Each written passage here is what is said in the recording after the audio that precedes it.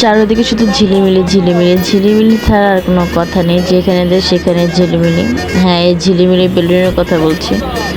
Shopping মলে গেলে ঝিলিমিলি, ঘুরতে গেলে ঝিলিমিলি, সব জায়গায় শুধু ঝিলিমিলি বেলুন। ছেলে তো পুরো পাগল হয়ে গেছে যে এই ঝিলিমিলি বেলুন নেবে।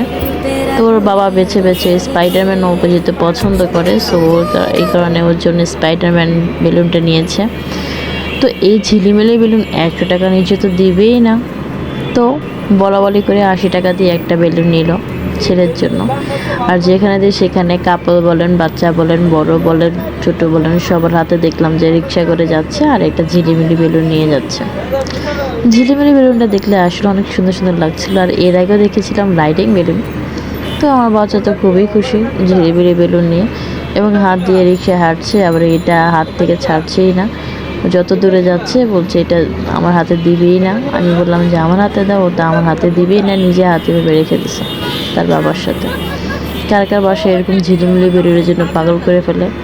এদিকে তো আবার মেয়েকে নিয়ে যায়নি, মেয়ে অনেক বলতেছে যে আমার জন্য কেন আনলা না ঝিলিমিলি বেলুন।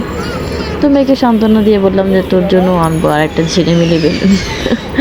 এই ছিল একটা শর্ট ভিডিওটি ভালো লাগলে লাইক কমেন্ট শেয়ার করবেন। আল্লাহ হাফেজ।